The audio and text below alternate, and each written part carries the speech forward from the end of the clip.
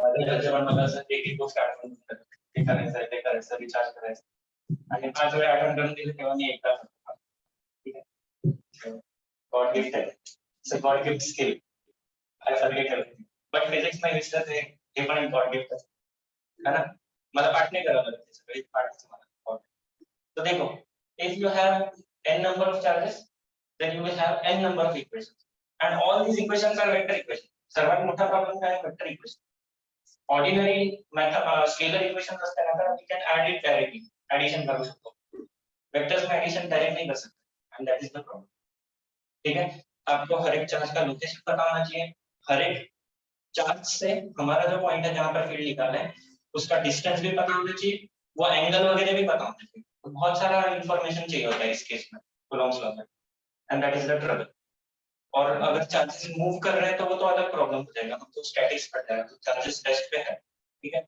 Still it is too much difficult to solve this problem अगर 2 है 3 है 10 charges है तब भी ठीक है 10 इक्वेशन सॉल्व करना है 2 दिन लग जाएंगे कोई टेंशन नहीं बट कर सकते हैं या शायद से 3-4 घंटे लग जाएंगे है ना but still it can be done 1000 equations कहां सॉल्व करें है ना so the better method is Gauss law जहां पर we have large number of charges or we have charge distribution charge distribution में भी कूलॉम्स लॉ को लगाया जा सकता है but it is a difficult procedure उसमें ज्यादा इंटीग्रेशन करना पड़ता है अगर आपको एक्चुअल में देखना है चार्ज डिस्ट्रीब्यूशन के केस में कूलॉम्स लॉ को कैसे लगा सकते हैं कूलॉम्स लॉ लगाते हैं यहाँ पर तो आप एचसी वर्मा जो बुक है उसमें देख सकते हो उसमें डेरिवेशंस किए कल मैंने जो स्फीयर वाला डेरिवेशन पढ़ा है वो वहां पर कूलॉम्स लॉ को यूज करके भी किया है ठीक है and it involves lot of integration बहुत सारा कैलकुलेशन करना पड़ता है so what is better to do lot of calculation और to do less calculation obviously कम से कम कैलकुलेशन करना हमारा काम क्या है फिजिक्स पढ़ना हमारा काम थोड़ी 10 पेज मैथमेटिक्स करें है ना करना पड़ेगा तो करेंगे अदरवाइज अगर शॉर्टकट है तो we will use shortcuts so Gauss law is shortcut to Coulomb's law ठीक है कूलॉम्स लॉ से ही आता है देखा जाए तो गॉस लॉ उसी से आता है ठीक है तो चार्ज डिस्ट्रीब्यूशंस होंगे या बहुत सारे चार्जेस होंगे तो Gauss law will help you to reduce the calculation trouble ठीक है but it can be used in symmetry cases symmetry अगर है तो it is useful in symmetry cases जहां पर जो डिस्ट्रीब्यूशन है थोड़ा सा सिमेट्रिक है कुछ केसेस में अनसिमेट्रिक केसेस को भी हम लोग कर सकते हैं कुछ बहुत सारे नहीं क्यों सिमेट्री वाला एग्जांपल सॉल्व कर सकते हैं बिकॉज ऑफ दिस इंटीग्रेशन हम लोग हर चीज का नहीं कर सकते आपको मैथ्स में पढ़ाया है अभी तक नहीं है इंटीग्रेशन जब पढ़ाएंगे at the end of lesson आपको थोड़ा बहुत ये फील आ जाएगा कि हर चीज का इंटीग्रेशन नहीं कर सकते ठीक है आप कर सकते हो बहुत सारे इंटीग्रेशन कर सकते हो बट हर फंक्शन का या हर सिचुएशन का इंटीग्रेशन नहीं कर सकते ठीक है जनरली जो इरेगुलर चीजें होती है उसका इंटीग्रेशन नहीं हो सकता रेगुलर ऑब्जेक्ट्स है सिमेट्रिक ऑब्जेक्ट्स को करना आसान है कैलकुलेट कर सकते ठीक है and that's why Gauss law is true in all cases coulomb's law is also true in all cases but it is not useful in all cases use नहीं कर सकते coulomb's law को यूज कर सकते हैं ऑब्वियसली आपको क्या करना है टाइम बस करना है हर एक चार्ज को लेना है और करके ठीक है तो coulomb's law हर जगह यूज कर सकते हैं इन अनसिमेट्रिक केस में भी चलता है ठीक है बट वहां पर भी इंटीग्रेशन में आके फंस सकते हैं डस्टर है क्या मैं डस्टर लेके आया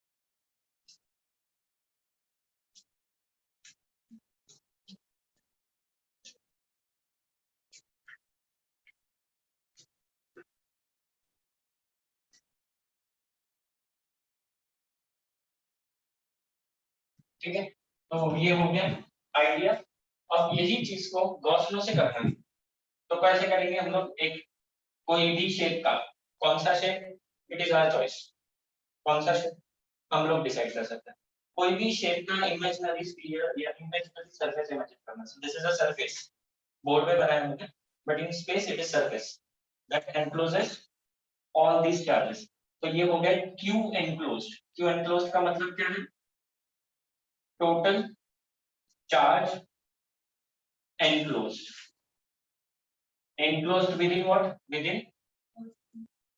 Within this surface. इस surface को हम लोग बोलते हैं Gaussian surface. ठीक है? So within Gaussian surface. ठीक है? तो ये हो गया अपना गॉस लॉ का मीनिंग. ठीक, इंटीग्रेशन ऑफ ए बार. अच्छा ये वाला पार्ट नहीं बताया मैंने, ये वाला बताया. 1/epsilon 0 is a constant times this charge is this. इसको हम लोग बोलते हैं flux. This whole term is called as flux. So flux क्या है? Flux is number of electric lines. क्योंकि ये चार्जेस है तो इनकी कुछ इलेक्ट्रिक लाइंस बनेगी.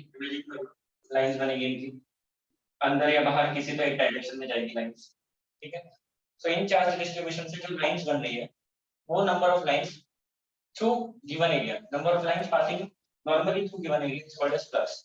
इस केस में टोटल फ्लक्स है. Total flux going out of that area, that is this. तो कैसे निकालेंगे? So let us consider a small area ds. यहाँ पर इलेक्ट्रिक फील्ड जो होगी वो होगी it is a vector. Area is also vector. E dot ds कर दो तो वो इसका फ्लक्स आ जाएगा. And flux is a scalar quantity. So scalar flux is a scalar quantity. E bar equal to E bar dot ds bar.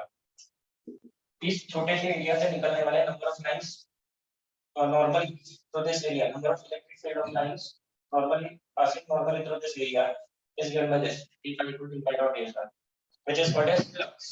ये क्या है? Electric flux. और ये जो है electric flux it is a scalar quantity. क्यों scalar? क्यों flux scalar क्यों है? इधर देखो ना, इधर देखो स्केलर क्यों है बताओ. Why it is scalar? Simple है. देखो तो कुछ ना वहीं पे दिख रहा है वो स्केलर है क्योंकि मैंने उसके ऊपर ऐसा नहीं दिखता है. Is it the reason? हाँ स्केलर क्यों? आरिस रत्नेश गुप्ता तारिया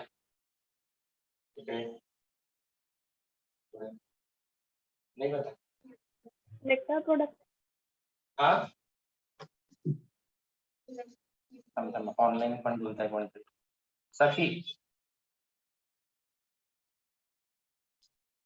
मृण्मयी सगळी आता इकडे ऑनलाइन. काय दिलं आहे? By notification scalar.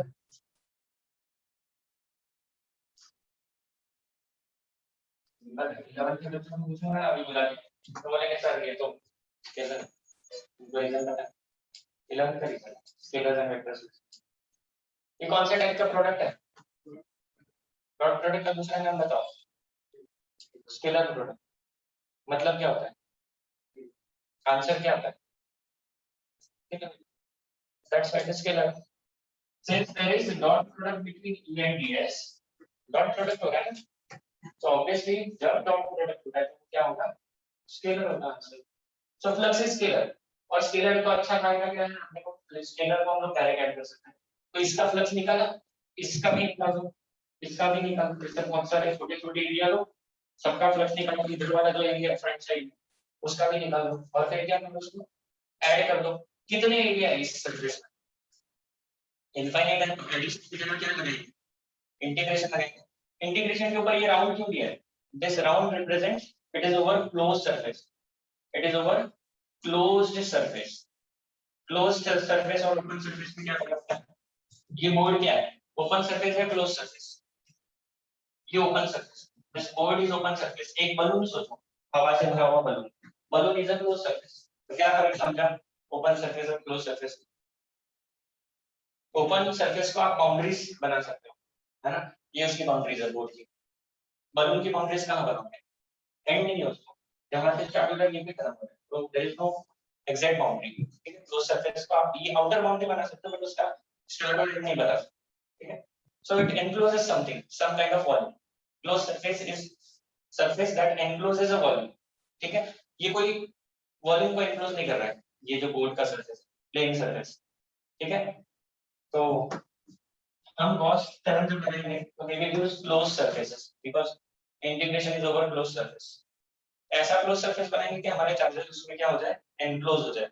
सपोज ऐसा कोई सिचुएशन है, मेरे पास ये कुछ चार्जेस है और मैंने ऐसा सरफेस पर कटोरे जैसे, मैंने सोचा चलो कटोरे में रखते चार्जेस, तो ये कैसा सरफेस, ओपन ही क्लोज, बाउल है, bowl, bowl is open surface, है ना, और वही दूसरा बाउल भी लगा दो तो दिस बिकम्स क्लोज सरफेस, ठीक है। तो कौन सा शेप का गॉसियन सरफेस लेना चाहिए, कौन सा शेप का लेना चाहिए गॉसियन सरफेस, स्क्वायर, ट्रायंगल या स्फीयर या क्यूब या पैरेललोपिपेड ले लें। पहली चीज 3D सरफेस होगा, ये तो क्लियर है, मतलब स्क्वायर और सर्कल तो नहीं ले सकते, लेकिन क्यूब ले सकते हैं, फिर पैरेललोपिपेड ले सकते हैं, सिलेंडर ले सकते हैं, स्फीयर ले सकते हैं, कौन सा लेना चाहिए, that depends on charge distribution. आपको चार्ज को देख के सोचना है कि यहाँ पर सिमेट्री कौन सा है, चार्ज अगर सिमेट्रिकली स्फीयर पे डिस्ट्रीब्यूटेड होगा तो आपका गॉसियन सरफेस भी स्फीयर होगा, ठीक है। You have to look at the charge symmetry और उस हिसाब से आपको डिसाइड करना है विच सरफेस इज बेटर, जिसको आप इंटीग्रेट कर सकते हैं, ठीक है। चलो तो अभी हम लोग क्या करते हैं, एप्लीकेशन देखते हैं। कल पहला एप्लीकेशन देखा, पहला एप्लीकेशन एक बार याद कर लें। एप्लीकेशन नंबर 1 जो हमने कल पढ़ा था दैट वाज स्फेरिकल शेल। मैं सिर्फ रिजल्ट डिस्कस कर रहा हूँ, कल का डेरिवेशन नहीं करेंगे हम लोग। रिजल्ट क्या आया था वो देखो। अगर मेरे पास एक स्फेरिकल शेल है, शेल का मतलब क्या होता है, स्फेरिकल शेल, टेनिस बॉल लो, बीच में से काटो, अंदर से कैसा होता है, खाली। So tennis ball is the spherical shell, ठीक है। आपका वो प्लास्टिक बॉल भी क्या होता है, स्फेरिकल शेल होता है। तो अंदर कुछ भी नहीं है, बाहर एक छोटा सा पतला सा सरफेस है, so this is my spherical shell, ठीक है। आप इमेजिन कर लो, डायग्राम कोई बहुत अच्छा पॉइंट है बोलते हैं, ठीक है। और इस पे जो चार्जेस है वो यहाँ पर है सरफेस, क्योंकि बाकी वॉल्यूम में कुछ है ही नहीं, खाली अंदर से, सो चार्जेस कहाँ हो सकते हैं, सरफेस पे हो सकते हैं। एंड लेट अस से ये जो ऑब्जेक्ट है इसका रेडियस जो है वो कैपिटल R लेते हैं, और इस ऑब्जेक्ट का इलेक्ट्रिक फील्ड कहाँ बनेगा, अंदर या बाहर, बाहर बनेगा। तो बाहर इलेक्ट्रिक फील्ड लाइन कैसे जाएगी, पॉजिटिव चार्ज की फील्ड कैसे जाती है, अवे फ्रॉम द चार्ज, सो इसकी इलेक्ट्रिक फील्ड ऐसे दूर जाएगी, रेडियल फील्ड, ये हमको पहले से ही पता है, ठीक है। और गॉसियन सरफेस कहाँ बनाएंगे, लेट अस से मुझे यहाँ पर फील्ड निकालना है at point P, so I will draw Gaussian sphere that will enclose my point P। तो स्फीयर बनाएंगे, क्यों स्फीयर बनाएंगे, चार्ज डिस्ट्रीब्यूशन है स्फेरिकल, तो हमारा सरफेस भी बनाएंगे स्फेरिकल, ठीक है। इस सरफेस पे जहां पर फील्ड निकालना है हम लोग एक छोटा सा एलिमेंट लेंगे ds, so this is my ds vector. Electric field यहाँ पर कैसी, since it's a radial field, यहाँ पर बाहर की तरफ होगी, and this is the only unit direction. e और ds के बीच में एंगल क्या हो जाएगा, 0, पैरेलल है, सो ये इंटीग्रेशन में a ds a बार और b bar is ab cos theta, ये हो जाएगा a ds cos theta plus theta will be 1, तो ये हो जाएगा a ds, e बाहर आ जाएगा, e is constant at this point and at this point and at all these points, तो e constant है बाहर। इंटीग्रेशन ds करोगे तो इंटीग्रेशन ds आता है 4 पाई r स्क्वायर। इंटीग्रेशन ds कहां से 4 पाई r स्क्वायर आया बता सकते हो क्या, ये छोटा सा सरफेस एरिया, ऐसे सारे सरफेस एरिया को मिलाएंगे तो स्फीयर का टोटल सरफेस, स्फीयर का टोटल सरफेस एरिया कितना होगा, 4 pi r square, r is this radius, which this one is r, ठीक है। सेंटर से यहाँ तक इस स्फीयर का रेडियस ये हो गया 4 pi r square, e तो बाहर ही था, and that is equal to what, q enclosed, तो इसका टोटल चार्ज डेटा फिर q ले लो, तो q by epsilon, so e equal to क्या आ जाता है, q by 4 pi epsilon naught r square। ये जाना पहचाना फॉर्मूला लग रहा है कि देखो, ये हमारा कल के सेशन का एंड में हमने ये फॉर्मूला गिवन किया था। What was this formula, electric field due to a charge sphere is q by 4 pi epsilon naught r square, और ये जो है ये फॉर्मूला पॉइंट चार्ज के लिए अगर हम लोग इलेक्ट्रिक फील्ड निकाले तो पॉइंट चार्ज का इलेक्ट्रिक फील्ड क्या आता है, kq by r square, where k is this 1/4 pi epsilon naught q by r square। देखो तो ये और ये फॉर्मूला सेम है, सिर्फ ये q एक पॉइंट चार्ज था, ये कैपिटल q, ये सारे चार्ज में रखे total charge, capital q is total charge on the sphere, तो फॉर्मूला सेम आ रहा है। और spherical shell at outside point, ये पॉइंट कौन सा है, this is at outside point, ये हमने कल डिराइव किया था, उसमें मैंने आपको बोला था कि इनसाइड पॉइंट पे क्या होगा, what will be the electric field inside the spherical shell? So consider inside point. किसने बताया 0? Correct. Consider point inside the sphere. अंदर ले लेंगे तो गॉसियन सरफेस बनाओ. प्रोसीजर क्या है? पॉइंट लिखो, कहां पर फील्ड निकालना है, उस पॉइंट के आसपास सरफेस बनाओ. सरफेस कौन सा शेप का बनाना है ये आपको चूज करना है. मैंने अंदर पॉइंट लिया, still the surface will be spherical, की सिमेट्री वही है. तो ये मेरा अंदर वाला पॉइंट, और मुझे यहाँ पर निकालना है. क्या निकालना है? Electric field. कैसे निकालेंगे? यही formula P dot ds equal to q enclosed upon epsilon 0. P dot ds तो चलो वो कैलकुलेट करना पड़ेगा बेस्ड ऑन दिस रेडियस. इसके बारे में सोचो, what is charge enclosed by this Gaussian surface. अब ये नहीं है, अब अंदर वाले पॉइंट के लिए ये है Gaussian surface. What is charge enclosed, कितना चार्ज अंदर दिख रहा है? कुछ नहीं दिख रहा. मतलब क्या? q enclosed is 0. so for points inside spherical shell or points inside spherical shell, मतलब क्या? Small r is less than capital. Small r जो कि पॉइंट का डिस्टेंस है, it is less than capital. क्या लिख सकते हैं हम लोग? q enclosed is 0. enclosed charge है ही नहीं. अगर enclosed चार्ज है ही नहीं तो integration of e bar dot ds bar equal to q enclosed upon epsilon 0. ये कौन सा लॉ है बच्चों? Gauss law. इसमें राइट साइड क्या लिखेंगे? This is 0, this is 0. इस सरफेस एरिया तो 0 नहीं हो सकता. सरफेस एरिया का इंटीग्रेशन भी 0 नहीं हो सकता. तो कौन 0 होना चाहिए यहाँ पे? इलेक्ट्रिक फील्ड 0 होगा. This implies electric field is 0. This implies electric field is 0 inside this sphere, spherical shape. तो अंदर की फील्ड 0 होगी. You can write this as for inside points. मतलब for smaller less than capital, for smaller greater than capital. And what will be value on surface? Surface से कितनी? अंदर तो मिल गई, बाहर भी मिल गई. सरफेस पे कितना? अंदर 0 है, बाहर कितनी है, सरफेस पे कितनी?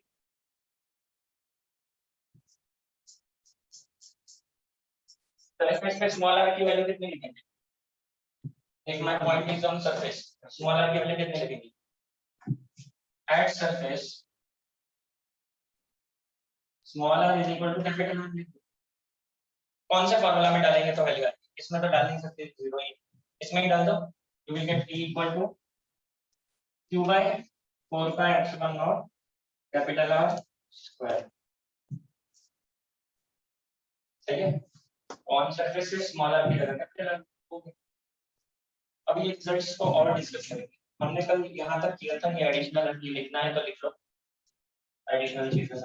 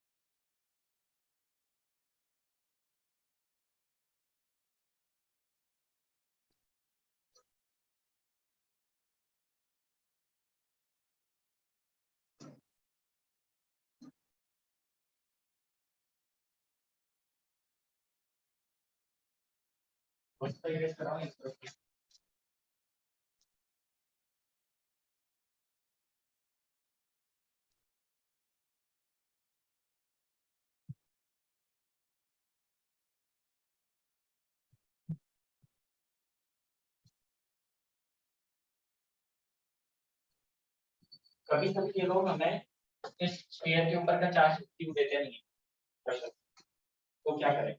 अगर चार्ज क्यों नहीं है तो they will provide you this sigma. Sigma is defined as surface charge density.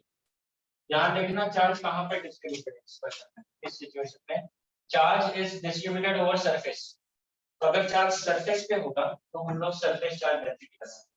अगर चार्ज एक लाइन के ऊपर होगा तो हम लोग लाइन चार्ज डेंसिटी लगाएंगे. और अगर वॉल्यूम के अंदर होगा वॉल्यूम चार्ज डेंसिटी. तो यहाँ पर surface charge density is defined as charge per unit area. इस एग्जांपल में एरिया कितना होगा? इसका एरिया कितना है?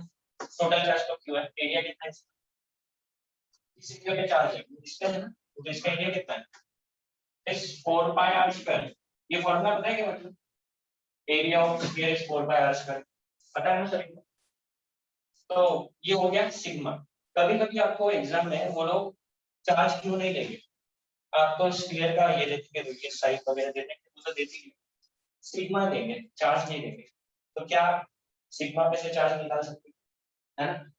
कभी कभी डायरेक्ट सिग्मा वाला फॉर्मूला भी यूजफुल होता है. तो हम इस फॉर्मूले को, ये जो तीन फॉर्मूले एक, ये दो और ये तीन, तीनों को सिग्मा के फॉर्म में भी लिख देते हैं. ठीक है, तो आसानी होगी. तो पहले तो देखो फॉर्मूला नंबर 1 कौन सा है? स्फेरिकल शेल चल रहा है. स्फेरिकल शेल के ही मतलब सेम फॉर्मूला को सिग्मा के टर्म्स में लिखेंगे. तो कैसे लिखेंगे देखो, E equal to q by 4 pi epsilon naught r square. ये फॉर्मूला है. क्यू की जगह क्या डालोगे? क्यू की जगह क्या डालोगे? अगर आपको सिग्मा दिया है, sigma is given, q is not given, r and sigma is given. So q equal to आप डाल सकते हो सिग्मा टाइम्स 4 पाई स्क्वायर. तो put this here sigma times 4 pi r square. ये इधर डाल दिया मैंने क्यू का वैल्यू यहाँ पर. So you will get this. क्या क्या कट हो रहा है? ये गया.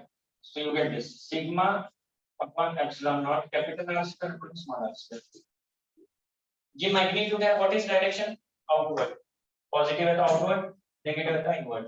तो डायरेक्शन का आप लिखना है तो आर कैप लिख सकते हो. आर कैप मतलब आउटवर्ड डायरेक्शन और पॉजिटिव चार्ज. नेगेटिव के लिए माइनस आर कैप. ठीक है. सेकंड केस, ये कौन सा पॉइंट है? This is outside point. ठीक है. सेकंड वाला इनसाइड पॉइंट. इनसाइड पॉइंट में ई कितना होता है बच्चों? 0. ई कितना होता है? 0. वो 0 ही रहेगा, सिग्मा 2 या ना 2. On surface, at surface, at surface कितना?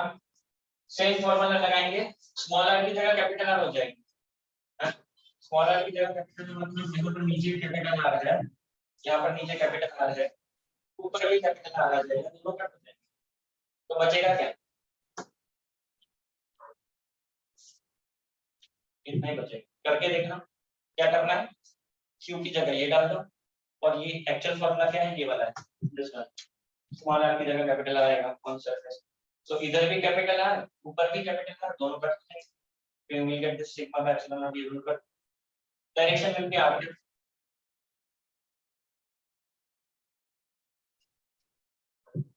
डायरेक्शन वही रहेगा आर.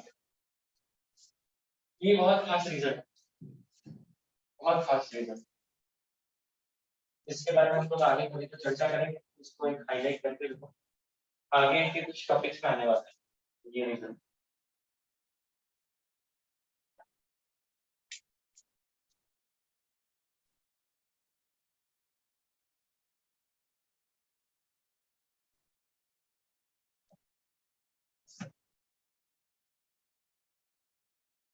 ये मैं इरेज कर रहा हूं इधर का. ये मुख्य था रीजन टॉपिक.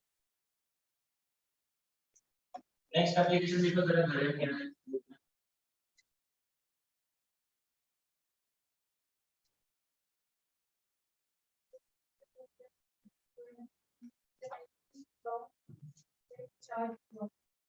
बाय.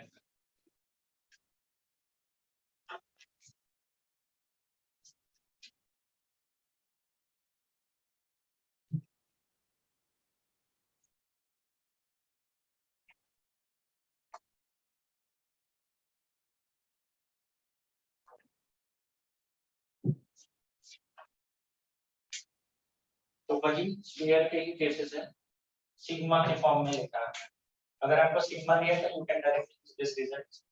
अगर याद नहीं रहता है तो वो पिछले वाले रिजल्ट याद रखो, ये याद, ये मुझे तो कभी था, ठीक है, मुझे तो वो भी लगती है, but I can derive it any time, आपको याद नहीं डिराइव करना है, क्या लर्न कर लो तो ज्यादा अच्छा है। प्रॉब्लम्स इस पे सीधे सीधे आएंगे, स्ट्रेट फॉरवर्ड दिया है, ये केस है, ये चार्ज है, इतना रेडियस है, ये डिस्टेंस है, फील्ड निकाल लो या फोर्स निकाल लो, ठीक है। So you can directly use those formula जो हमने डिराइव किया। ये हटा दो, हो गया सभी का।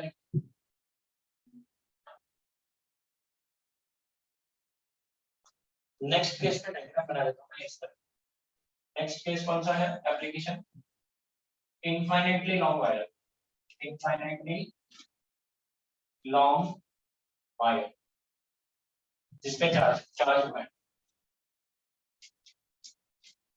चार्ज वायर, वायर की जगह आप लाइन चार्ज भी बोल सकते हो। इमेजिन दिस, बहुत लंबा सा मेरे पास एक लाइन चार्ज, अब वायर है तो उसको थिकनेस होगा, इसमें थिकनेस ले रहा हूं,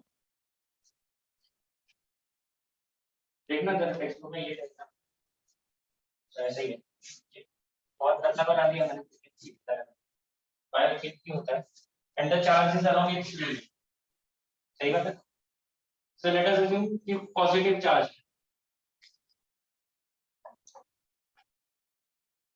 टेक्स्ट बुक से देख के डायग्राम बनाओ, इसको वाला डायग्राम बनाओ, सेकंड। अब इसको सिमेट्रिक गॉसियन सरफेस कैसा होगा, सपोज मुझे this is axis, this is distance r, इसका रेडियस कैपिटल R ले, स्मॉलर डिस्टेंस पे मुझे फील्ड फाइंड करना है, तो कौन सा सरफेस बनाना चाहिए गॉसियन, स्फेरिकल बनाएंगे तो चलेगा, पीएम इसको एनक्लोज कर सकता है क्या, नहीं कर सकता, सिमेट्री, सिलेंडर, सिलेंडर चल जाएगा, क्यूब चलेगा क्या, क्यूब भी नहीं चलेगा, क्यूबॉइड भी नहीं चलेगा, सिमेट्री नहीं रहेगी, क्यूबॉइड इनक्लोज कर सकता है लेकिन सिमेट्री नहीं रहेगा, तो क्या कौन सी सिमेट्री यहाँ पर चल रही है, सिलेंड्रिकल सिमेट्री। तो इमेजिन करो कि हमने एक सिलेंडर बना दिया, स्मॉलर रेडियस का गॉसियन सिलेंडर, कितनी लंबाई रखे, तो लेट अस से L या फिर H इसका लेंथ है, टेक्स्ट बुक में देखो उन्होंने L दिया है H दिया, स्मॉल या कैपिटल, ठीक है, तो स्मॉल एल लेंथ का हम सिलेंडर बनाएंगे, गॉसियन सिलेंडर क्लोज होना चाहिए ना, तो इनफाइनाइट लेंथ का नहीं बना सकते, सिलेंडर का लेंथ इनफाइनाइट नहीं कर सकते, तो आपको एक लिमिटेड लेंथ है ना, बहुत लंबा नहीं बना सकते, वायर करिए कितना लंबा, हम लोग गॉसियन सरफेस को क्लोज रख रहे हैं, तो हम बहुत बड़ा नहीं बना सकते, and since the line charge is distributed over length, we will consider this quantity which is called linear charge density। क्या थी याद करो, linear charge density कैसे डिफाइन किया था, when charge is distributed over length of a wire we use this linear charge density, it is defined as बताओ, charge per unit length, ठीक है, so it will be charge per unit length, let us say total charge है q, total length है capital L, तो q by L, ठीक है, या ये हम लोग ये बात यूज करें, चार्ज पर ये कंसेप्ट हम लोग यहाँ करेंगे, ठीक है, इरेज कर दो ये सबके पास होना, सबको पता होना चाहिए।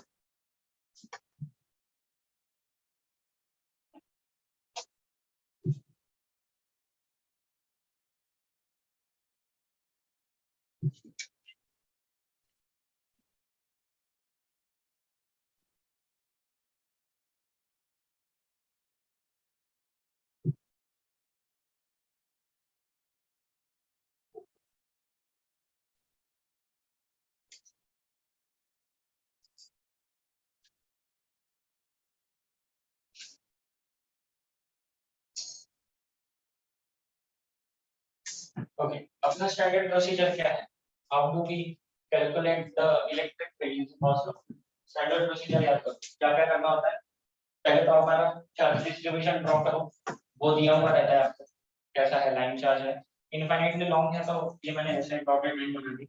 सो ये जो है इसकी लेंथ गोस टू इनफिनिटी, ठीक है, लेंथ गोस टू, तो कोई एंड नहीं है उसको। और क्या दिया है, पॉजिटिव चार्ज हमने अजम्पशन कर दिया है, ठीक है, पॉजिटिव चार्ज अजम्पशन हो चुका है। अब नेक्स्ट मेन स्टेप क्या है, we have to imagine Gaussian, हमने वो भी इमेजिन कर लिया। कौन से शेप का होना चाहिए, तो हमें लगता है कि सिलिंड्रिकल सिमेट्री, तो सिलिंड्रिकल सरफेस ले लिया, ठीक है। अब ये सिलिंड्रिकल सरफेस ले लिया तो इस पॉइंट पर हमें फील्ड निकालनी है, तो उसी पॉइंट को कवर करने वाला सरफेस, जो पॉइंट पर मुझे फील्ड निकालना है उस पॉइंट को वो एनक्लोज करना, उस पॉइंट पे होना चाहिए सरफेस, ठीक है। So that point should be on that surface, तो ये ऐसे निकला है, this is my point P and I want to find electric field at point P।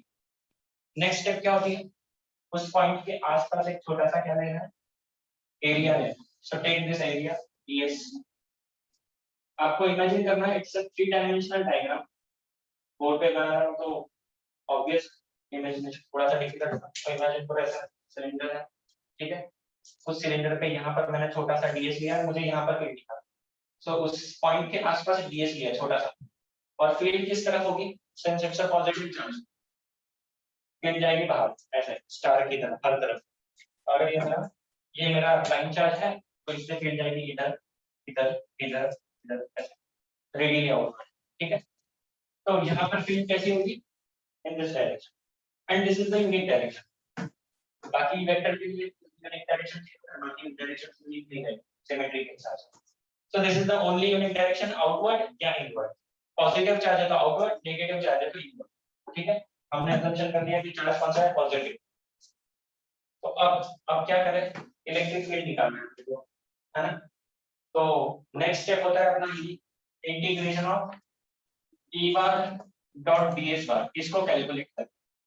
Next step क्या होता है, cos का लिख लेते हैं q enclosed अपॉन एप्सिलॉन, पहले लेफ्ट हैंड साइड को सॉल्व कर दो, उसका कुछ आंसर आएगा, फिर राइट हैंड साइड को सॉल्व करो, या फिर वो डायरेक्ट मिल जाता है, दोनों को इक्वेट करो, ठीक है। स्टेप नंबर 1 क्या है, लेफ्ट साइड कैलकुलेट करो, step number 2 right side calculate करो, दोनों को इक्वेट कर दो, खत्म, इलेक्ट्रिक फील्ड मिल जाएगा, ठीक है। चलो तो लेफ्ट साइड से शुरू करते हैं, consider integration of e bar dot ds बार, इस साइन का मतलब क्या है, ये राउंड क्या क्या बताता है, इट्स अ क्लोज सरफेस, देखो तो क्लोज सरफेस बनाएगा, साइड से क्लोज है, ऊपर और नीचे भी क्लोज है, सो इट्स अ सिलिंड्रिकल डब्बा, सिलिंड्रिकल बॉक्स, ठीक है, ऊपर भी क्लोज है, नीचे भी क्लोज, साइड से भी क्लोज। जब हम ये इंटीग्रेशन करेंगे तो this integration will have 3 contributions, this integration will have 3 contribution, integration E bar dot ds bar over curved surface of the cylinder, curved surface, देखो हम कर क्या रहे हैं, इलेक्ट्रिक फील्ड को इस ds वेक्टर के टुकड़ों से मल्टीप्लाई करते हैं, ds वेक्टर एलिमेंट है उसको और इलेक्ट्रिक फील्ड को मल्टीप्लाई करना है, डॉट प्रोडक्ट लेना है, तो यहाँ पर और इस कर्व्ड सरफेस पे हर जगह, सो ये एक इंटीग्रेशन होगा, प्लस ये कर्व्ड सरफेस और ये बॉटम सरफेस, ये कौन सा है, फ्लैट सर्कुलर सरफेस, तो प्लस क्या आएगा, integration e bar dot ds bar on top circular surface, circular face ले लो, top circular face, and similarly integration e bar dot ds bar bottom circular face. किसकी बात चल रही है, ये कौन से सरफेसेस की बात चल रही है, ये गॉसियन सरफेस, कौन सा वाला, ये डॉटेड जो बनाया है, दिस वन इज कर्व्ड, ये वाला, ये टॉप सर्कल, ये नीचे वाला सर्कल, तो ये हो गया टॉप सर्कल, ये नीचे वाला, क्लियर है। सब एंगल्स देखो, e bar dot ds bar, a bar dot b बार क्या होता है, a बार डॉट b बार होता है ab cos थीटा, तो e बार डॉट ds बार क्या होगा, a ds cos theta, so this will be integration a ds cos, ये curve surface के लिए देखना थीटा कितना है, कर्व सरफेस के लिए इस पॉइंट पर थीटा कितना है, 0, सामने वाला पॉइंट होगा तो इलेक्ट्रिक फील्ड कैसे, सामने वाले पॉइंट के बाहर, ds वेक्टर भी बाहर, तो इसके लिए भी थीटा कितना, 0, इधर वाला पॉइंट ds वेक्टर इधर, फील्ड इधर, यहाँ पर भी हर कर्व सरफेस पे हर पॉइंट पे फील्ड कितना है, थीटा हमारा 0 होता है, सो cos 0 1 होता है, ये अपने को पता है। प्लस इंटीग्रेशन टॉप सरफेस पे देखो, e ds cos electric field यहाँ पर इस सरफेस पे, look at this shaded surface, दिख रहा है शेडेड सरफेस, लिखो मत, ध्यान दो, बुक में ये सारे स्टेप्स नहीं है, बुक में शॉर्टकट बना है, हम लोगों ने डायरेक्ट इसको सॉल्व किया, ये गायब है, टेक्स्ट बुक में नहीं मिलेगा, इसलिए बता रहा हूँ ध्यान से सुनो। ये टॉप सरफेस देखो, इट्स अ सर्कल, आपको ऊपर से देखना है, it will look like a circle, cylinder है तो ऊपर का सरफेस सर्कल होगा, एरिया वेक्टर किधर होगा, ऐसा इमेजिन करो एक छोटा सा ds, this is my ds vector ऐसा होगा, what about electric field at this point, ऐसा इलेक्ट्रिक फील्ड इधर, what is angle theta, 90, so cos 90 इधर, बॉटम फील्ड क्या होगा बताओ, 90 होगा, ds देख लो, यहाँ एक सरफेस बना, उसका ds नीचे, इलेक्ट्रिक फील्ड इधर, वापस से 90 डिग्री पर है, तो eds cos 90 और बॉटम सरफेस। अब बताओ cos 90 कितना होता है, तो ये 0 हो गया, ये 0 हो गया, आया नहीं, कट नहीं किया मैंने, ये 0 है इसलिए मैंने उसको कट डिवाइड नहीं किया, ये क्या है, ये 0 है, ये 0 है, so what I get is this integration e ds cos 0 is 1, ठीक है, और ओवर कर्व सरफेस प्लस ये 0 प्लस ये 0, तो वो नहीं लिखा तो भी चलता है। Now this is my integration of p part by ds, इसको और सिंपलीफाई करना पड़ेगा, ठीक है, कि इलेक्ट्रिक फील्ड का स्ट्रेंथ इधर इधर यहाँ पर क्या रहेगा, सेम रहेगा या अलग अलग रहेगा, थिंक ऑफ इट, डिस्टेंस पे डिपेंड करता है, कर्व सरफेस का हर पॉइंट क्या है, सेम डिस्टेंस पे है, सो फील्ड हैज कांस्टेंट स्ट्रेंथ, तो उसको बाहर दे, यहाँ पे इनको रीजन दे देंगे, E is constant, its magnitude is constant over surface, over curved surface, ठीक है, ये लिख दिया हमने, E को बाहर लिया, integration ds, what is integration ds, ये छोटे छोटे टुकड़ों को जोड़ते जाओ कर्व सरफेस, तो टोटल कर्व सरफेस का एरिया आ जाएगा, what is area of curve surface, what is area of curve surface, cylinder पे कर्व सरफेस का एरिया कितना होता है, integration ds is equal to area of curved surface of cylinder, कितना, confidence से बोलो, 10th में था ना, मेंसुरेशन लेसन, लास्ट लेसन था ज्योमेट्री में, पता है, कॉन्फिडेंस से तो 2 पाई क्या, 2 पाई r h की जगह h लेंगे, so it is 2 pi r n, अच्छा याद नहीं आएगा तो इसको आप समझ भी सकते हो, सिलेंडर चाहिए, एक मुझे पेज तो लूज पेज है क्या कीजिएगा, पढ़ो मत, लूज पेज आएगा, लूज पेज है क्या अपने पास होगा, इधर होगा तो देख, पढ़ो मत, समझा, क्योंकि मुझे नहीं पता तुम्हारे पेन के टीचर तुमको कितना पढ़ा है, तो मैं पढ़ा दूंगा, ये देखो कौन सा शेप है, रेक्टेंगल है, अब इसको मैं ऐसे घुमा रहा हूँ,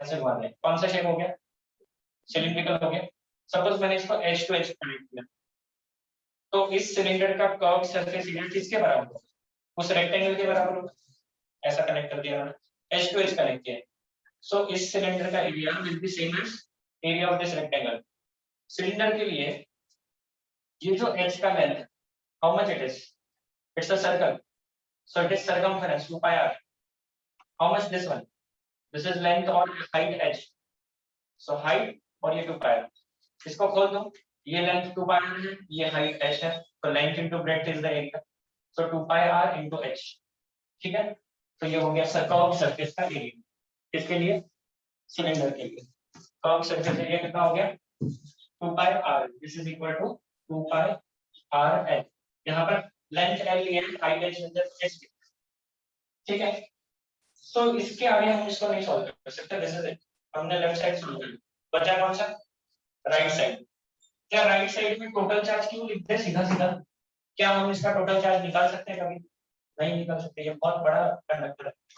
और हम लोगों का गॉसियन सरफेस कितना है इतना, और क्यू एनक्लोज्ड क्या बोलते हैं हम, क्यू एनक्लोज्ड का मतलब है the charge which is enclosed, the charge which is enclosed, इतना ही चार्ज देखना है, बाकी देखने की जरूरत नहीं है।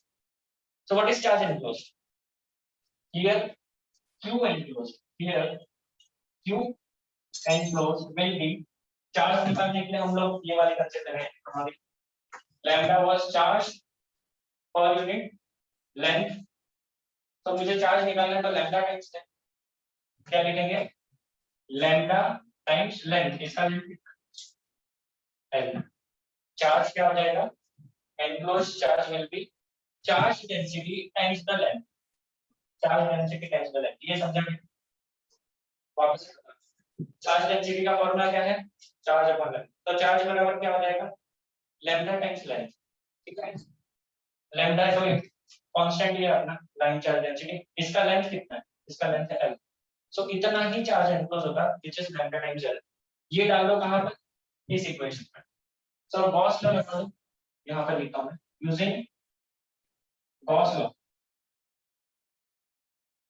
Integration of e bar dot ds bar equal to q enclosed upon epsilon naught, ये लिखा मैंने गॉस लॉ, वैल्यूज डाल दिया, लेफ्ट साइड का वैल्यू कितना है, this is equation number 1, right side का वैल्यू कितना है, दिस इज इक्वेशन नंबर 2, और ये अपना इक्वेशन नंबर 3, क्या करेंगे, लेफ्ट साइड का वैल्यू डालेंगे, कितना है e into 2 pi r l, right side का वैल्यू कितना है, q enclosed lambda l upon epsilon not, क्या कट हो रहा है दोनों तरफ, l को कट कर दो तो क्या बचेगा, e equal to lambda upon 2 pi epsilon naught r,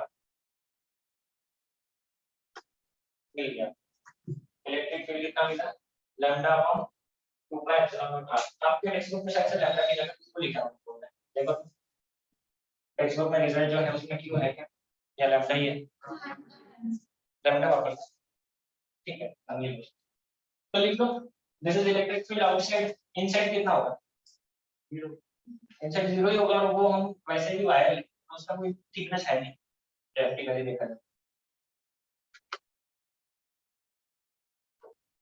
अगर सॉलिड सिलेंडर लेते वायर की जगह तो सोचना पड़ता अंदर कितना फिट है ना, इनफाइनाइटली लॉन्ग लेने का एक और रीजन है, वो अभी नहीं बताऊंगा मैं आपको, अभी नहीं समझेगा आपको, उसका रीजन है एंड पॉइंट कंट्रीब्यूशन वाली कंसेप्ट है, एंड पे फील्ड ऐसी नहीं रहती, जैसे मैं बता रहा हूँ, एंड पे फील्ड तेरी हो जाती है, इसमें हम लोग इनफाइनाइट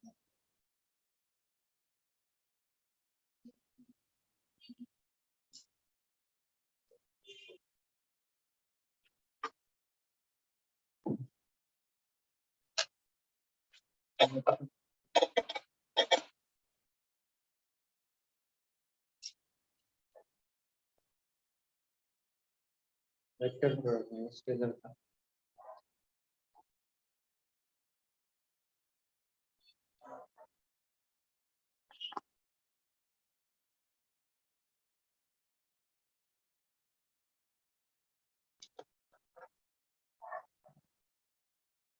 ओके दिख रहा है इधर ऑनलाइन वाले, पूरा बोर्ड नजर आ रहा है क्या?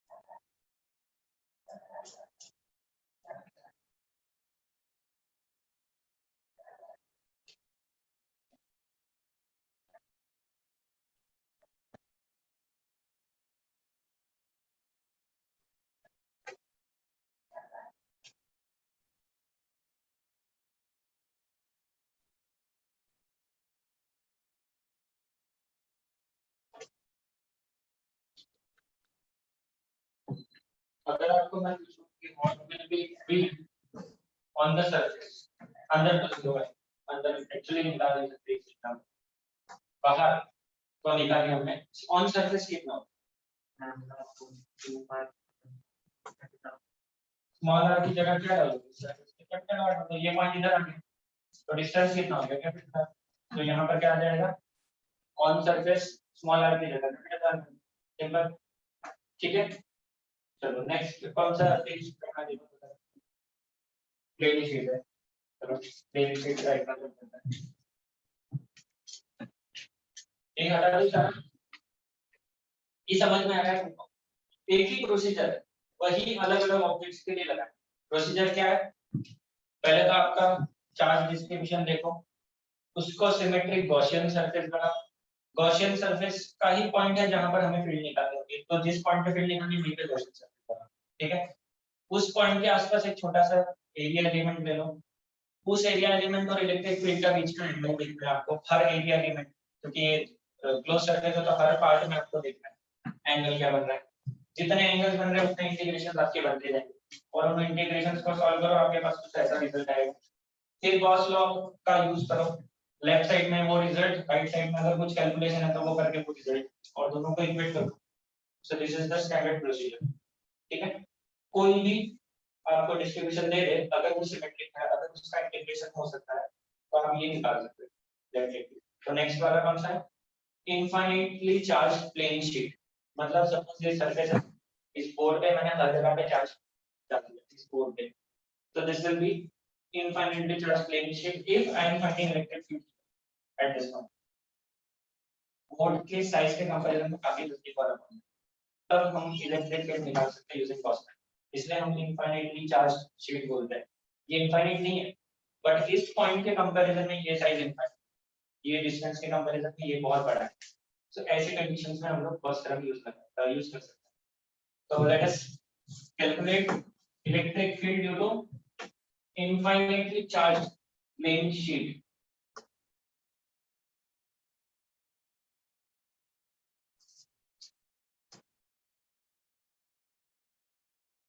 infinitely charged नहीं बोलना चाहिए क्या लिखा है बुक में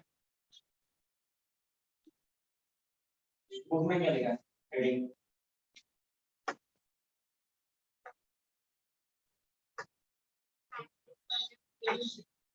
चार्ज इनफाइनाइट ये सही चार्ज इनफाइनाइट प्लेन शीट ठीक है प्लेन शीट मतलब ऐसा कुछ लिखेगा समथिंग लाइक दिस इसके कोई बाउंड्रीज नहीं है तो मैं ऐसे करके दिखा रहा हूँ बाउंड्रीज ये एक्चुअली हर तरफ से है and there is a positive charge होती है अच्छा पॉजिटिव चार्ज ही लेना जरूरी है क्या नेगेटिव चार्ज से डेरिवेशन नहीं होगा हो जाएगा पॉजिटिव चार्ज का भी करना आउटवर्ड नेगेटिव चार्ज का भी करना होगा इनवर्ड बाकी सब कुछ सेम रहेगा तो दोनों डेरिवेशन करने की जरूरत नहीं we can just directly write the magnitude same रहेगी direction will depend on the kind of charge ये मेरा गॉसियन ये मेरा actual charge distribution it's a sheet of infinite dimensions length breadth कितना है इनफाइनाइट ऑब्वियस बात है इसको पूरा इनक्लोज नहीं कर सकते जैसे इसको पूरा इनक्लोज नहीं कर सकते बट हम लोग क्या करेंगे there are two kinds of Gaussian surface that we can fill in this एक हो सकता है सिलेंडर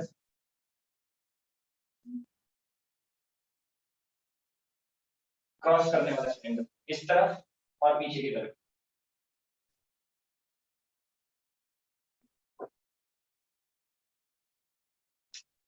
ऐसा मतलब अगर अगर ये मेरा शीट है तो मेरा क्वेश्चन सिलेंडर जो है इस तरफ से भी आ रहा है और इस तरफ से भी दोनों तरफ से तो क्रॉस थ्रू करना है तो ये चार्ज पे एनक्लोज कर और इसका डायमीटर हम कितना भी कर सकते हैं हम इसको कितना भी बड़ा करके पूरा का पूरा चार्ज एनक्लोज कर सकते हैं अगर इसका मैं डायमीटर इनफाइनाइट देखूं तो मैं पूरे चार्ज को एनक्लोज कर सकता हूं तो दिस कैन बी डन दूसरा एक तरीका क्या है ये मेरा इनफाइनाइट शीट है और मैंने इसके ऊपर एक गॉसियन पिल बॉक्स लिया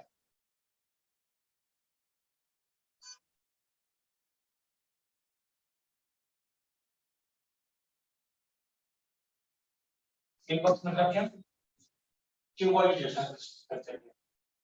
तो इससे भी हम लोग निकाल सकते हैं।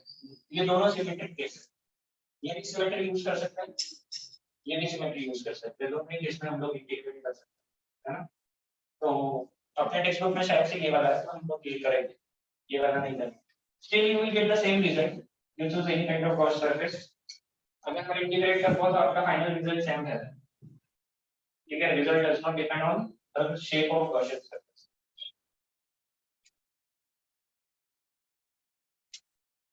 तो हम लोग ये ऐसा सिचुएशन देख रहे हैं। अब यहाँ पर चार्ज डिस्ट्रीब्यूशन कैसा है देख के बताओ, लाइन पे है, सरफेस पे या वॉल्यूम पे? It is on surface, so we will use this. ये कौन सी क्वांटिटी है, charge per unit area. This is called, क्या बोलते हैं इसको, सरफेस चार्ज डेंसिटी, ठीक है। तो क्यू एनक्लोज निकालते वक्त सिग्मा टाइम्स ये एरिया हो जाएगा, है ना। अच्छा, अभी अपने टेक्स्ट बुक में जो दिया है वो हम लोग यूज करेंगे, मतलब इसका डायमेंशन जो भी उन्होंने यूनिट्स यूज किया होगा। This distance will be smaller, ये वाला डिस्टेंस स्मॉलर है, सही है। देखो एक मिनट डेटा दिखा, ये स्मॉलर है, ये एरिया भी इसका रेडियस वगैरह दिया है, ठीक है, ठीक है। इस एरिया को हम लोग क्या ले लेते हैं, let us take this area, radius भी लेगा तो चलता है, लेकिन डायरेक्ट नहीं लेते, जैसे रेडियस और ए या फिर डीएस, क्या ले लेते, डीएस ले लेते हैं।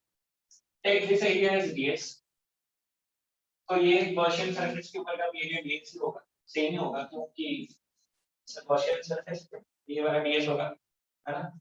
गॉसियन सरफेस के ऊपर जो देता है, यहाँ पर फील्ड निकालना है तो फील्ड के आसपास एरिया डीएस, इसको कितना भी छोटा कर सकते हैं, तो हम इसको बहुत एक्सट्रीमली मैंने मोटा बनाया, इसको कितना भी छोटा कर सकते हैं, ओके, जैसा हमारा अप्रोक्सीमेशन था। सिमिलरली अब यहाँ पर कितने इंटीग्रेशन होंगे वो सोचो, integration of T bar dot DS bar, ये निकालना है हमको, पहला स्टेप यही होता है, integration T bar dot DS bar. कौन से सरफेस है देख, एक ये टॉप ऑफ फ्लैट सरफेस, एक लेफ्ट साइड का फ्लैट सरफेस, और ये टॉप सरफेस, ठीक है। तो यहाँ पर लिखना है इंटीग्रेशन ई डीएस टॉप सरफेस या फिर flat surface, right right side का फ्लैट सरफेस। एक और चीज आप नोटिस करो, मैंने जब ये इंटीग्रेशन को ओपन किया था तो ये सर्कल वाला जो साइन था तो मैं यहाँ हटा रहा, क्यों हटा रहा हूँ सोचो, क्लोज नहीं है, हम सिर्फ ये फ्लैट सरफेस ले रहे हैं, तो राउंड नहीं बनेगा यहाँ पर, ये तो टोटल था सबके लिए, इधर का भी और ये कर्व भी सब मिला के लिए है, तो अब उसी को हम सेपरेट लिख रहे हैं, इसका अलग और ये कर्व का अलग, तीन लिख, जैसे पिछले इसमें किया था यहाँ पर भी तीन लिख। पहले तो राइट साइड वाले के लिए एंगल बताओ, जैसे डीएस वेक्टर सरफेस एरिया को इलेक्ट्रिक फील्ड पॉजिटिव चार्ज है आउटवर्ड, तो एंगल कितना दिख रहा है, थीटा कितना दिख रहा है, 0, यहाँ पर प्लस लेफ्ट साइड का flat surface, integration left side flat surface के ऊपर ईडीएस, पहले तो इलेक्ट्रिक फील्ड देखो यहाँ पर, ये मेरा एरिया है डीएस, तो ये मेरा डीएस वेक्टर हो जाएगा, इस पॉजिटिव चार्ज से यहाँ पर फील्ड किस तरह, टुवर्ड्स राइट और टुवर्ड्स लेफ्ट, इस पॉजिटिव चार्ज से यहाँ पर फील्ड किस तरह,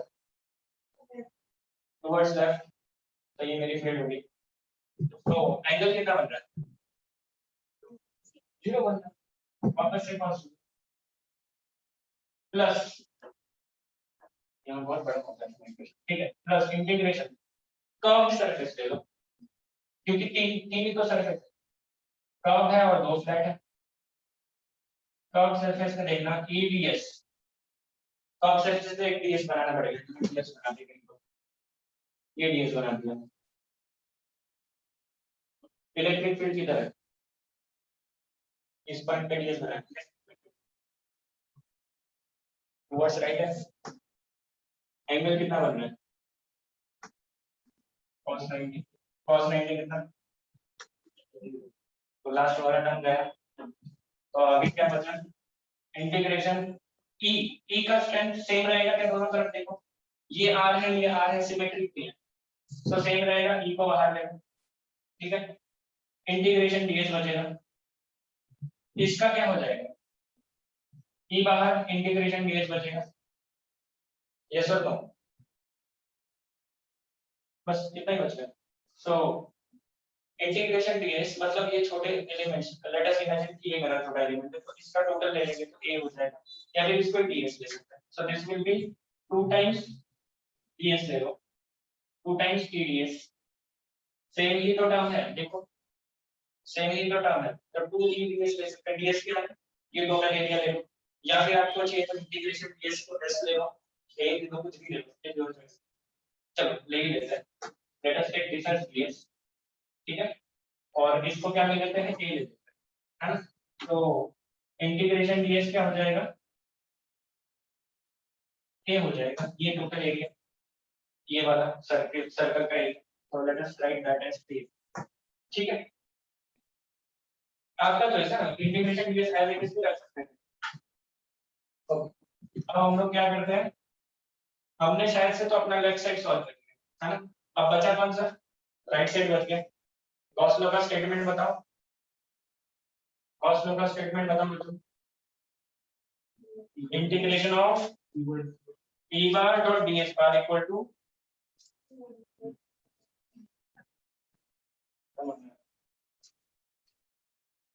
integration p bar dot ds bar equal to q enclosed upon epsilon 0, right side को सोचना है, लेफ्ट साइड तो अपने पास है 2ea, ये लेफ्ट साइड है, राइट साइड सोचो 1 by epsilon not be constants, enclosed charge, ये वाला चार्ज कितना, कितना होगा बता,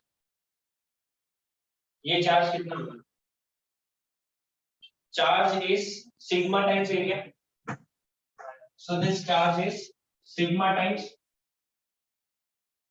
ये एरिया है, तो इसका एरिया ठीक है, इसको हम एरिया लेते हैं, टोटल एरिया, ठीक है, तो सिग्मा ये हो जाएगा, दोनों तरफ से क्या कर हो जाएगा, E equal to sigma by 2 epsilon, खत्म, मिल गया, कितना होता है, just outside your plane sheet electric field is sigma by 2 epsilon, पिछला रिजल्ट जो था वहां पर सिग्मा का epsilon डाला था यार, यहाँ पर सिग्मा by 2 epsilon डाला है, मतलब इसमें रिजल्ट से हाफ आ रहा है, उसका रीजन आधा फील्ड इधर कंट्रीब्यूट हुआ, आधा फील्ड इधर चला गया, तो इसलिए वो हाफ आ रहा है, सिग्मा का epsilon लिख दो, सिंपल सा डेरिवेशन,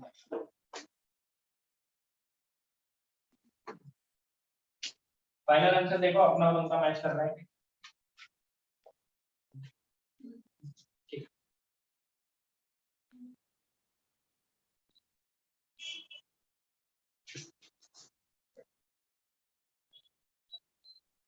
तर हाँ बोला, ते लेफ्ट साइडचा पार्ट दिसत नाही, तिथे विंडोचा प्रकाश पडतोय म्हणून, परत एकदा सांगा, लेफ्ट साइडचा पार्ट तर दिसत नाही कॅल्क्युलेशनचा काही, बर बर बर, प्रकाश पडतोय मागे विंडोचा म्हणून, ते मागचं काढेल,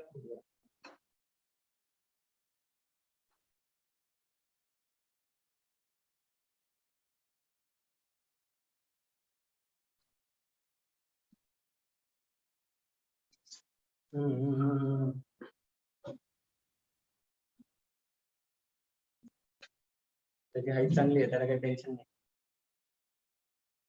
म्हणून कॉम्प्लेन द्यायला पाहिजे, ज्यांची हाईट कमी त्यांनी आतापासून सुरुवात करा, पुढच्या 10 वर्षात वाढेल, नाही वाढली तर मला नका सांगू, त्याची पेमेंट करायला पण त्याची स्वतःची हाईट कमी आहे, 5 साडे, अच्छा आते आहे नाही,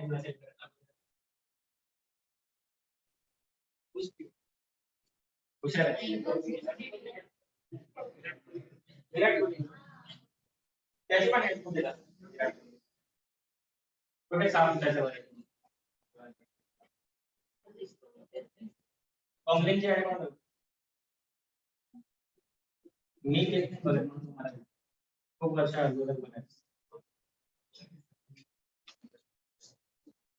जाऊ दे तुम्ही पण बघत नाही चांगली गोष्ट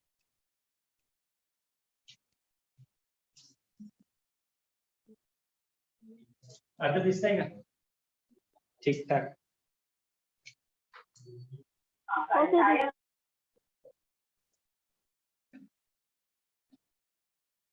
मी म्हणते नो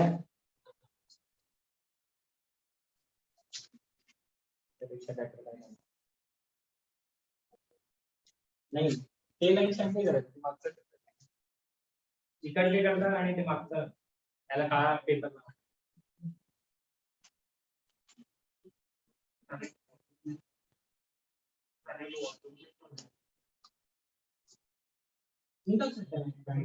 इलेक्ट्रिक नहीं रहता ये तो मैथमेटिक्स है विंडोज नहीं रहेगा जितना है ना ये तो हम लोग मैथमेटिकल स्टैंड करते हैं फिर निकालने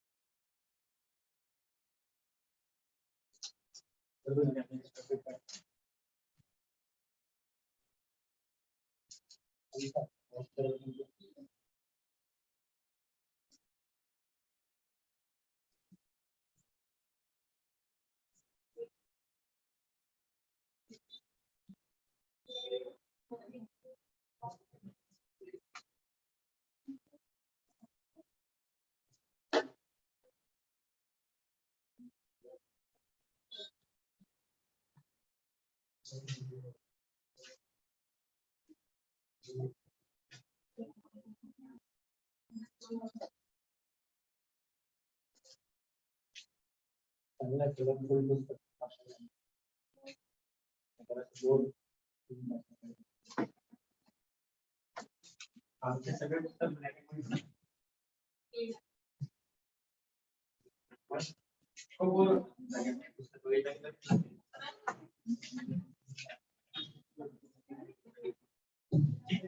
हो गया सभी का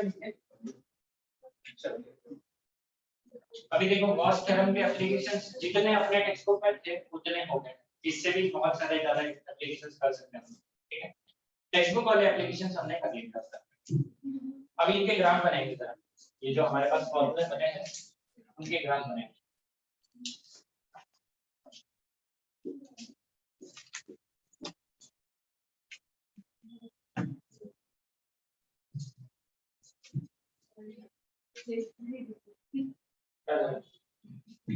बुक वाले ग्राफ नहीं लेसन में होता है तुमचा 12वीं चा सिलेबस म्हणजे अति भयंकर मोठा झाला सिलेबस बहुत बड़ा ये स्पीड से भी जाएंगे तो भी बहुत मुश्किल होगा स्टिल आई एम ट्राइंग कोशिश करेंगे कि जल्दी से जल्दी उड़ा समझ में इस पर आना चाहिए ना अच्छा यही मेरे हिसाब से 50% पब्लिक को सही बात है ना समझाएंगे सब सबको समझाएंगे क्रॉस थेरेपी एप्लीकेशन कर लोगे एग्जाम में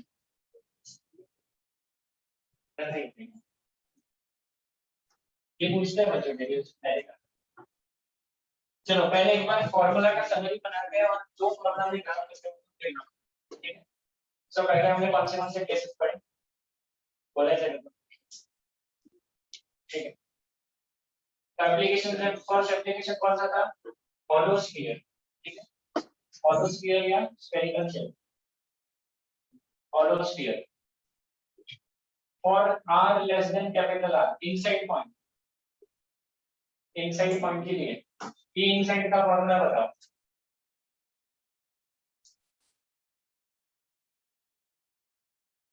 सही है यही था क्या इनसाइड का formula on surface small r equal to capital R formula क्या था E on surface of a spherical shell 1/4 pi epsilon 0 Q by capital R square. Capital R is a constant, तो ये पूरा वैल्यू कांस्टेंट है. Small r is not constant. It is a distance from the center to the point. ये तो sphere का radius है, constant. Inside point ये outside point.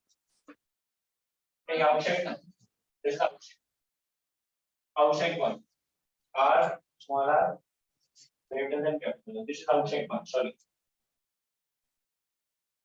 Outside inside point देखो. स्फीयर के अंदर वाला point.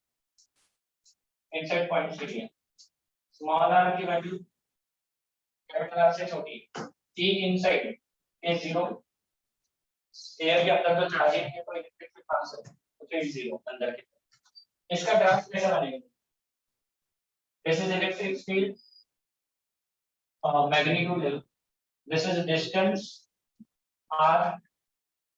अगर डिस्टेंस 0 है, इसका मतलब आप उस स्फीयर के ओरिजिन पे, वहां पर चार्ज है क्या? नहीं. तो फील्ड होगा क्या? नहीं. बस अंदर 0 है. कहां तक 0 है? सरफेस पर आने तक फील्ड की वैल्यू है 0. तो ये ग्राफ आएगा ऐसे. 0 का ग्राफ. 0 का ग्राफ कैसा है? ठीक है.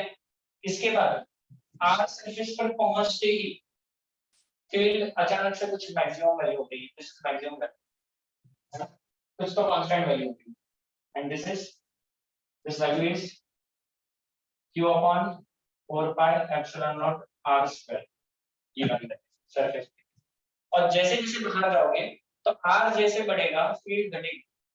Inversely proportional to r square. तो 1 upon r स्क्वायर का अगर आता है f. So E is inversely proportional to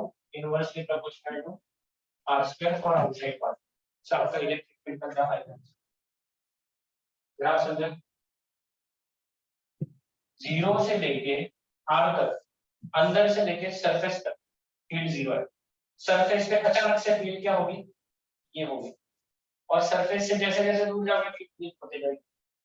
ठीक है. लॉजिक बेटर है. लिख लो डायग्राम में. सेकंड केस कौन सा किया था हमने? Long wire.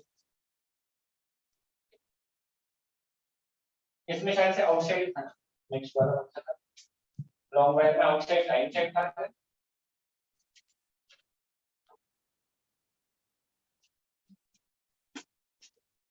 टेक्स्ट बुक में है क्या इस साइड वाले में?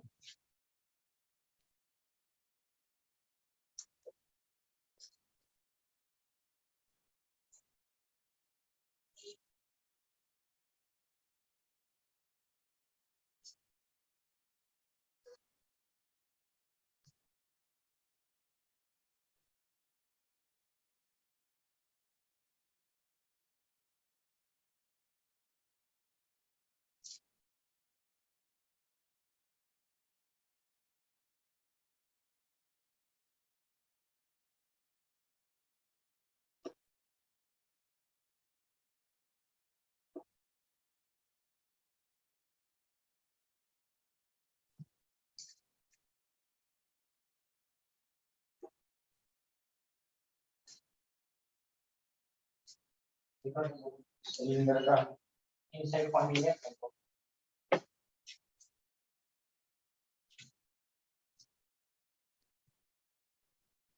कुछ भी नहीं है. क्या शॉर्ट कर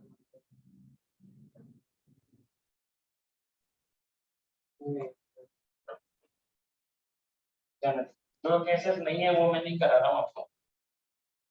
तो इसका इनसाइड वाला पॉइंट नहीं है.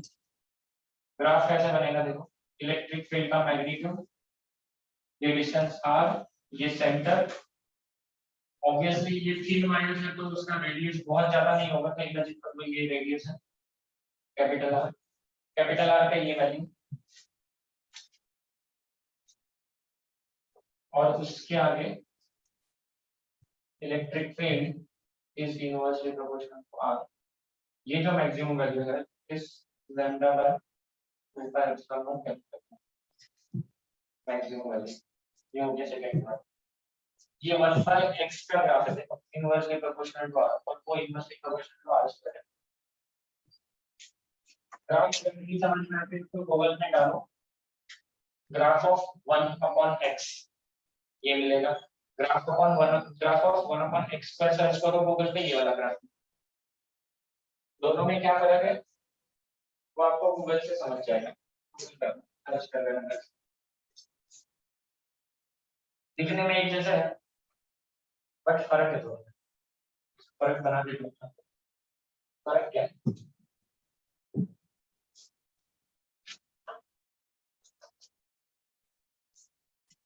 This is 1/r, this is 1/r²।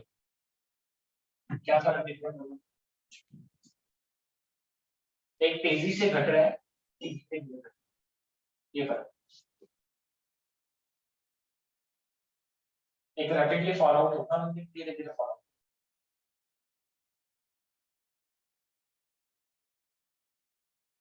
Graph text book में नहीं है, तो एडिशनल ज्ञान है वो आपके लिए।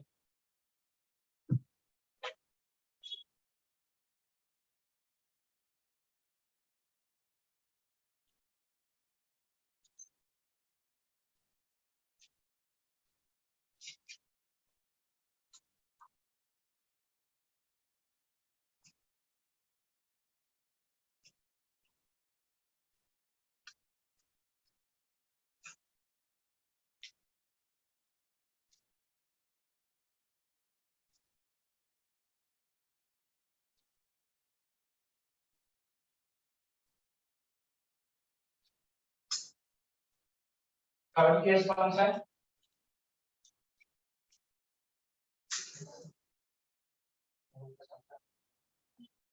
और तो समझा है ना। थर्ड केस कौन सा है? प्लेन शीट, आउटसाइड पॉइंट ही है और सरफेस हो सकता है ना। तो कोई अलग अलग केसेस भी इसमें आउटसाइड पॉइंट ही पड़ेगा हम लोग, और इसमें कोई रेडियस है नहीं, है ना। तो एक ही पॉइंट है, इलेक्ट्रिक फील्ड डायरेक्ट है सिग्मा बाय कितना था वो 2 एप्सिलॉन। पॉजिटिव चार्ज के लिए बाहर, नेगेटिव चार्ज के अंदर, ठीक है। इसका ग्राफ कैसा है? इसका कांस्टेंट सिग्मा कांस्टेंट है, एप्सिलॉन कांस्टेंट है, तो इसका ग्राफ बना ही नहीं सकते, कांस्टेंट हो गया तो कोई बना नहीं सकता। सो जब आप प्लेन शीट के बाहर जाओगे तो इलेक्ट्रिक फील्ड हर पॉइंट पर constant, it is E does not depend on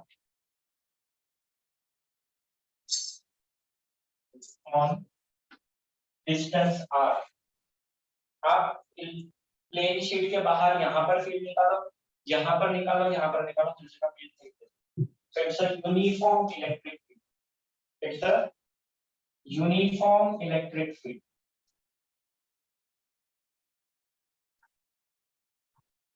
क्यों यूनिफॉर्म है? क्योंकि डिस्टेंस पे डिपेंड नहीं कर रही। ये नॉन यूनिफॉर्म है, जैसे जैसे दूर जाओगे फील्ड की स्ट्रेंथ कम होगी। यहाँ पर कितना भी दूर जाओ फील्ड का स्ट्रेंथ बढ़ रही।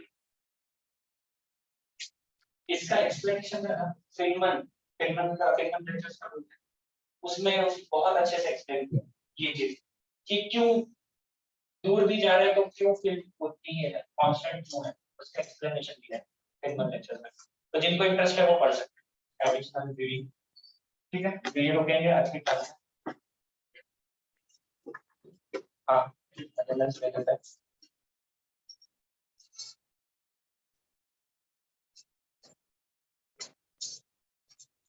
Remain 30, so हम सभी ठीक।